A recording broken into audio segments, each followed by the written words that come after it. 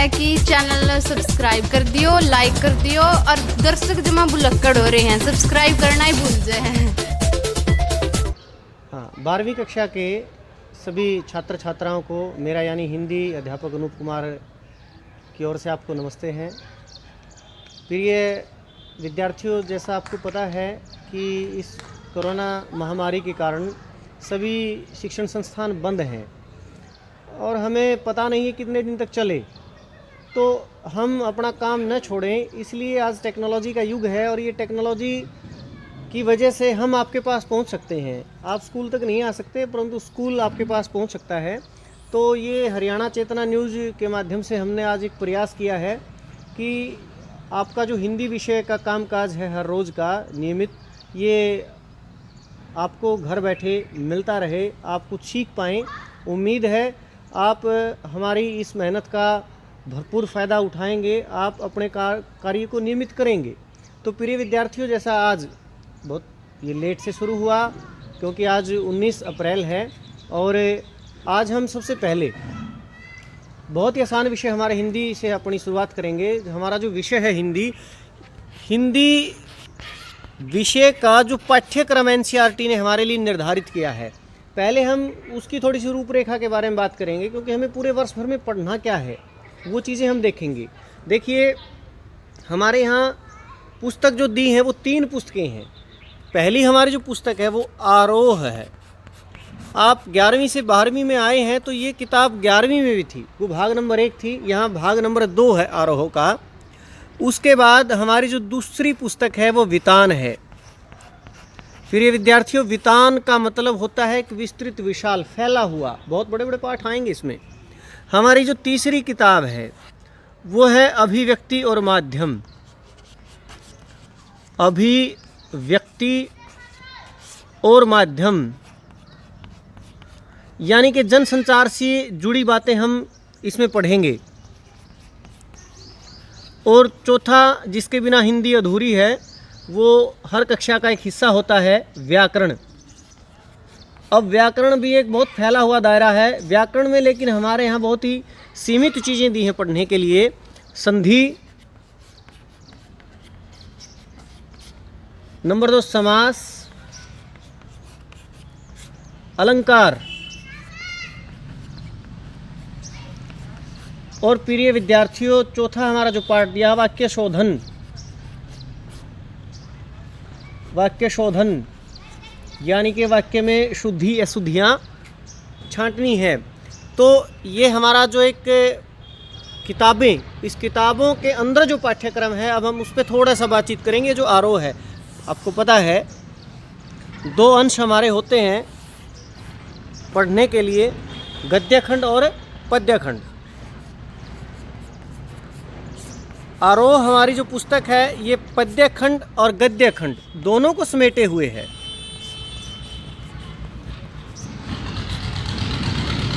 प्रिय विद्यार्थियों, दोनों खंडों को मिलाकर के कुल 18 रचनाकार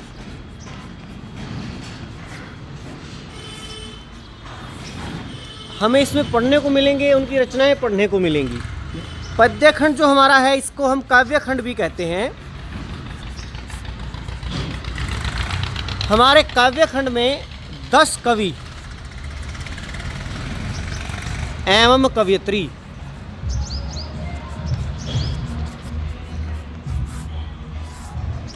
गद्यखंड में हमारे 8 लेखक लेखिका। जो आगे आता रहेगा वो देखते रहेंगे, लेखक है, लेखिका है, कवि है, कवयित्री है।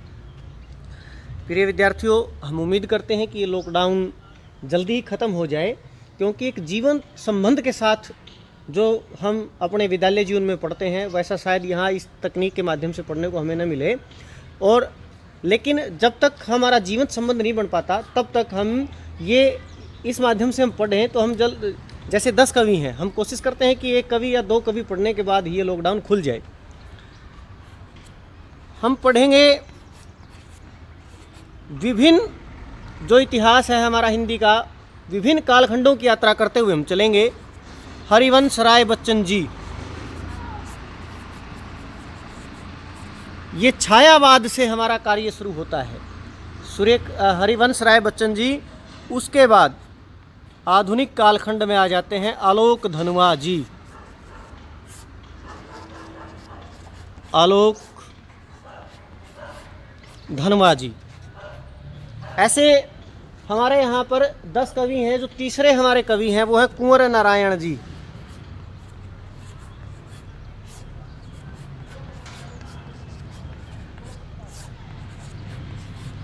कुंवर नारायण जी। चौथे हैं रघुपति सहाय जी।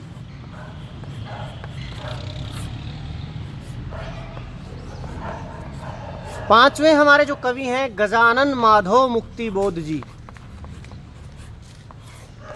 गजानन माधव मुक्तिबोध जी।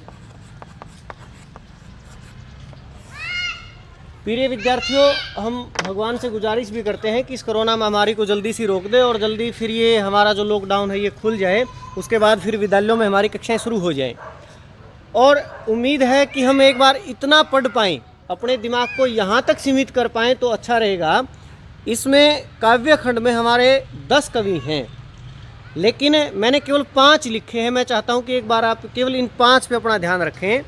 पहले हमारे जो कवि हैं वो हरिवंश राय बच्चन जी, छायावाद के कवि हैं, हलावाद के प्रवर्तक हैं।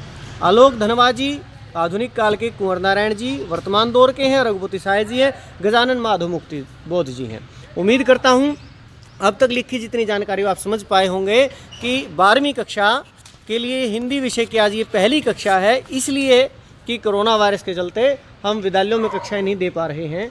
तो इस तकनीक के माध्यम से हम अपना जो एक पढ़ाई का कार्य सुचारू चलता रहे, इस प्रयास में है।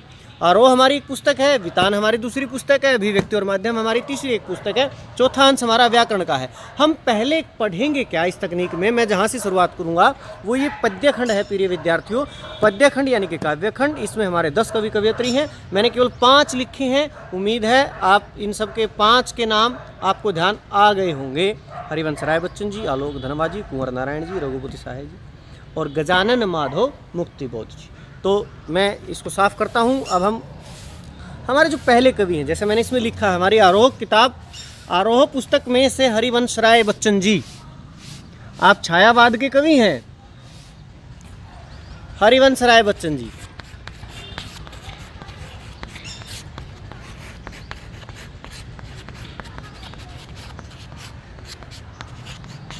प्रिय विद्यार्थियों, मैं हिंदी पढ़ाते अनुभव कर चुका हूँ कि कविता को अगर समझना है तो उससे पहले कवि को समझिए। किस दौर में, किस कालखंड में, किन बातों को लेकर उसने कविता लिखी थी, वो पहले बातें अगर हमारे समझ में आ जाए तो फिर उस कविता को समझने में आसानी हो जाती है। और परीक्षा की दृष्टि से भी हमें कवि याद करने पड़ेंगे, क्योंकि वो हमसे बोर्ड पूछेगा। परीक्षा के समय में भी एक कवि या कवयित्री का किसी का भी जीवन परिचय हमसे पूछा जाएगा। तो इसलिए हम पहले हरिवंश राय बच्चन जी के विषय में थोड़ा सा जान लेते हैं। हरिवंश राय बच्चन जी, इस बच्चन का नाम आते ही सबके जहन में ये नाम आ गया, क्योंकि ये इनके जो बेटे हैं वो एक अच्छे अभिनेता हैं, सदी के महानायक की उनको उपाधि मिली हुई है। तो ये एक ऐसा नाम है बच्चन जिससे सब लोग परिचित होंगे। पर ये जो बच्चन है ना, ये हरिवंश राय के साथ आया कैसे बच्चन, वो सब बातें हम डिस्कस करते हैं। बच्चन जी का जो जन्म है ना, वो 27 नवंबर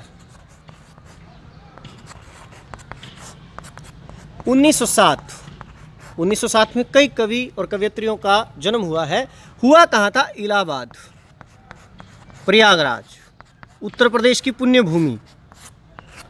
इलाहाबाद में इनका जन्म हुआ था। किस परिवार में हुआ था?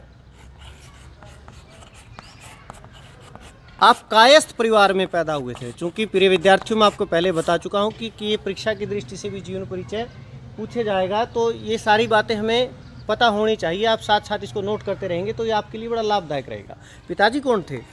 इनके बेटे को तो सब जानते हैं, लेकिन पिता प्रताप नारायण मिश्र जी थे।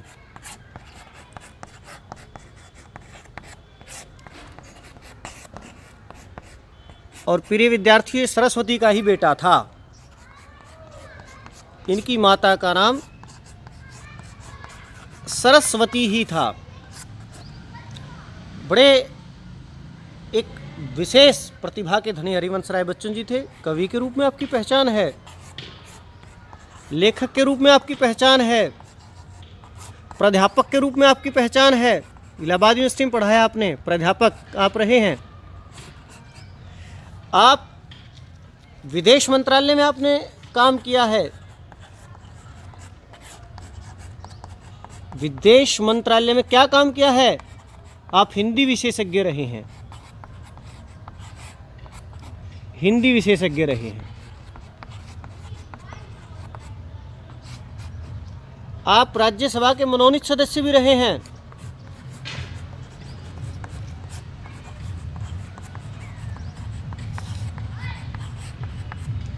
1966 में।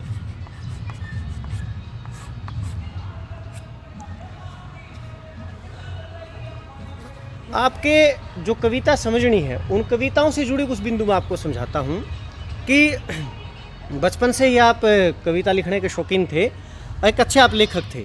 1926 में आपका विवाह हुआ था श्यामा जी से। 1926 से 1936 में साथ लिख देता हूँ, क्योंकि 1936 में श्यामा जी का देहांत हो गया था टीबी के कारण से, और श्यामा के साथ इनकी बहुत घनिष्ठता थी।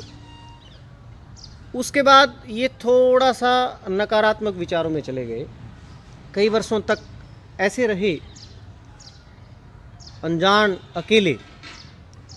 परिवार के सहयोग से, परिवार के दबाव से, परिवार के सुझाव से, कहने के बाद फिर 1941 में इनका पुनः विवाह करवाया गया। दोबारा विवाह जो हुआ वो तेजी बच्चन के साथ हुआ।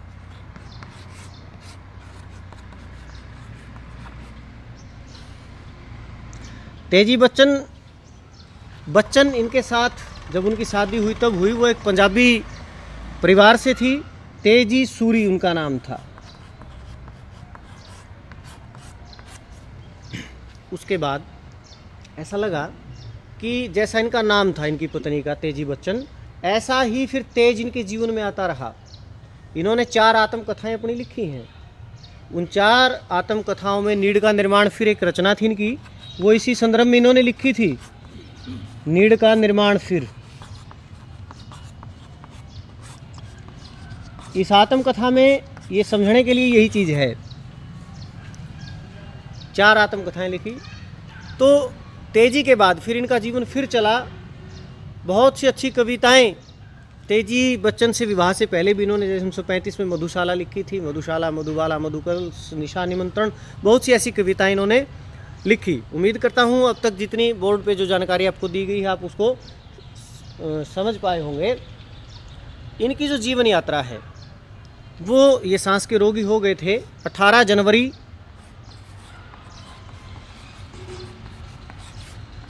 2003 मुंबई में पूरी हुई इनकी जीवन यात्रा। एक बहुत अच्छा भारत देश का घराना इनके पीछे रहा, जिनके कंधों पर ये दुनिया से गए। कवि जीवन में इन्होंने एक जो फारसी के कवि थे उमर खाम,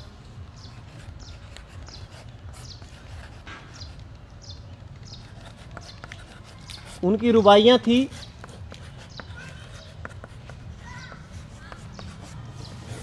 उनका हिंदी अनुवाद किया।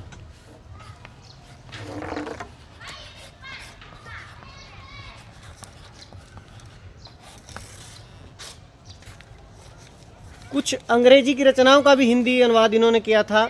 मैकबेथ जनगीता और हालावाद के आप प्रवर्तक थे। हालावाद के आप प्रवर्तक थे। छोटी सी जानकारी, मोटी सी जानकारी, जो इनकी जो कविता लिखने से पहले हम जितना समझ पाए कि बच्चन जी 1907 में पैदा हुए थे कायस्थ परिवार में। हाँ, ये जो बच्चन की बात थी मैं आपको बताता हूँ कि बच्चन, बच्चा यानी कि संतान, ये प्यार प्रेम में कहा गया शब्द था इनका। वहाँ से ये बच्चन फिर इनके परिवार के नाम के साथ ही जुड़ता चला गया। आप प्रताप नारायण मिश्र के बेटे थे, माता आपकी सरस्वती थी। आप एक अच्छे कवि थे, अच्छे लेखक थे, अच्छे प्राध्यापक थे। विदेश मंत्रालय में हिंदी विशेषज्ञ के पद पर आप सोवियत लैंड नेहरू पुरस्कार आपको मिला है, पद्म श्री पुरस्कार आपको मिला है। इन सब चीज़ों के आप योग्य थे। राज्यसभा के आप मनोनीत सदस्य रहे हैं। 1926 में आपका श्यामा जी से विवाह हुआ था। ये आपकी पहली पत्नी थी जो टीवी रोग के कारण 1936 में चल बसी थी। उसके बाद आप बहुत टूट गए थे, कुछ करने का आपका मन नहीं था। उन्हीं फिर आपने मधुशाला मधुबाला 1935-36 में ऐसी रचनाएँ लिखी थी। फिर उसके बाद आपका तेजी बच्चन से हुआ माना जाता है कि उसके बाद ज़िंदगी में तेज आता रहा। तो प्रिय विद्यार्थी, यहाँ आज हम जो अपना इनका लिखा निशा निमंत्रण एक गीत संग्रह है इनका, निशा निमंत्रण,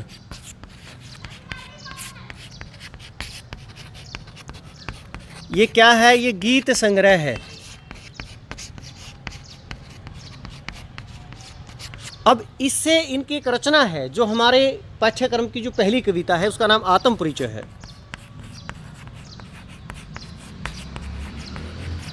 आत्म परिचय है।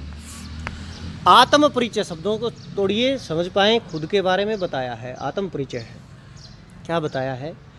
ये इस कविता के माध्यम से एक संदेश देना चाहते हैं। बच्चन जी ने समझाया कि दुनिया में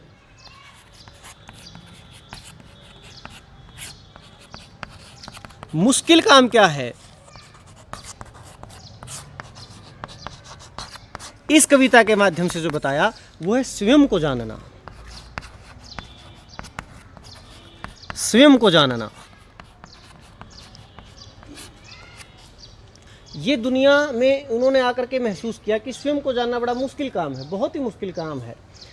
ज़्यादा न कहकर एक शब्दों में इस कविता के बारे में बताया जाए। कविता है क्या?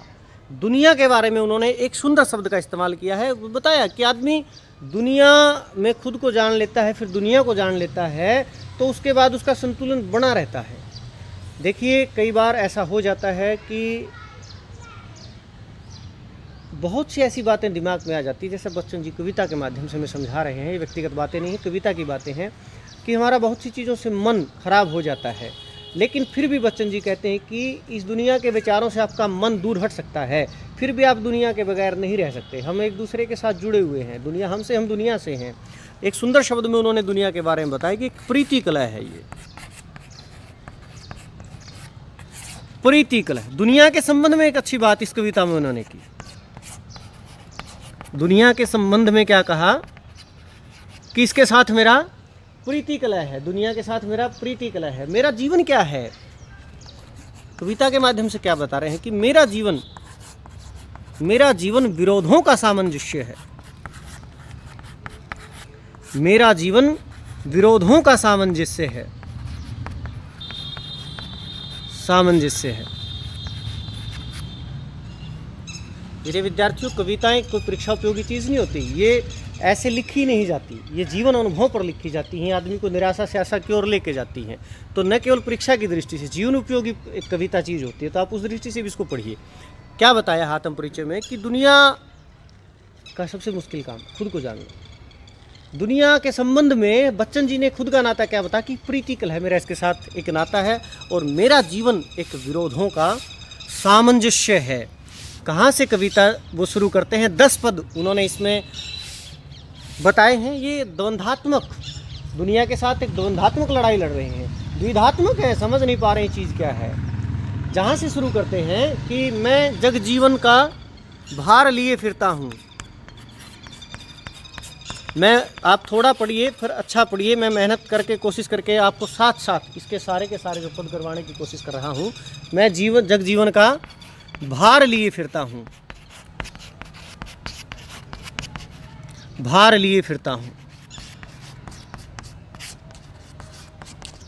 फिर भी जीवन में प्यार लिए फिरता हूँ, फिर भी जीवन में प्यार लिए फिरता हूँ। प्रिय विद्यार्थी, आप इन 2 लाइनों को एक बार समझने की कोशिश कीजिए। यहाँ से क्या कहना चाहते हैं? दोनों बातों में विरोधाभास है। द्वंद्वात्मक उसका जो रूप है, द्वंद्वात्मक दुनिया के साथ, इन 2 लाइनों से आपको समझ में आ जाएगा। 2 लाइन समझते ही पूरी की पूरी जो एक संरचना है इस कविता की, हम समझ पाएंगे कि बच्चन जी हमें कहना क्या चाहते हैं। जग जीवन परीक्षा की दृष्टि पूछ भी लिया जाएगा, रूपक अलंकार है। जीवन रूपी जो संसार है, बच्चन जी कहते हैं मुझे भार लगता है। मैं जगजीवन का भार लिए फिरता हूँ, मैं इस पूरी दुनिया का बोझ अपने सिर पर लादे फिर रहा हूँ। जीवन रूपी जो संसार है उसका वजन मेरे सिर पे है, फिर भी जीवन में प्यार लिए फिरता हूँ। ये द्विधात्मक रूप उन्होंने अपना बताया है। मैंने पहले ही कहा था कि दुनिया के साथ उनकी प्रीति कलह है, एक बार प्रेम की बात है, एक बार कलह की बात है। हम दुनिया से दुनिया, हमसे हम उसके बाद अछूते नहीं रह सकते हैं। मैं जगजीवन का भार लिए फिरता हूँ, फिर भी जीवन में प्यार लिए फिरता हूँ। बोझ है लेकिन प्यार भी साथ है। कर दिया किसी ने झंगरित जिनको छूकर, कर दिया किसी ने झंगरित छूकर जिनको, कर दिया किसी ने झंगरित जिनको मैं सांसों के दो तार लिए फिरता हूं, मैं सांसों के दो तार लिए फिरता हूं। देखिए क्या कहते हैं, फिर वही दो लाइनें। पहली लाइन हम तीसरी लाइन में क्या कहा, कर दिया किसी ने झंगरित जिनको छूकर, मैंने पीड़ा दी है, कुछ छेड़खानी की है मन के साथ, कोई पीड़ा दी है किसी चीज़ से, फिर भी जिसने पीड़ा दी है, जो भी चीज़ प्रत्यक्ष है प्रत्यक्ष, उसके लिए मन में कुछ न कुछ भाव अच्छा है उसके लिए। सांसों के दो तार लिए, फिर भी जीवन जो धड़क रही है, सांसें धड़क रही हैं, कुछ उसके लिए भी धड़क रही हैं। किसके लिए? जिसने मेरे जीवन के तार को छेड़ा था। तो ऐसे बच्चन जी कविता पूरी की पूरी कविता में इस दुनिया के साथ उलझे हैं, द्विधात्मक द्वंद्वात्मक रूप से उलझे हैं। तो ये एक छोटी सी शुरुआत, आज मैंने इसको हल्का सा छून मात्र आपको बताया है, एक छू करके इस कविता को देखा है। इसके 10 पद हैं और 10 के 10 पद हम कल की कविता में, कल की जो कक्षा है उसमें हम करेंगे। बाकी के जो 9 बचे हैं वो तब करेंगे यदि आपको आज की जो कक्षा है, आज का जो पाठ्यक्रम की विस्तार रूप से हमने चर्चा की है, जो कविता के बारे में चर्चा की है, आप उसको अगर समझ पाए हैं। उम्मीद है आप इस जो लॉकडाउन का जो समय है इसका सदुपयोग करेंगे, घर बैठ करके अपनी पढ़ाई को सुचारू करते रहेंगे, स्वाध्याय में अपना ध्यान लगाते रहेंगे। कल एक नई विषय, नई जो अगले जो पद हैं उनके साथ फिर मिलेंगे। तब तक के लिए नमस्कार, नमस्ते। अगर आपको हमारी वीडियो पसंद आए तो लाइक करें, सब्सक्राइब करें और शेयर करें।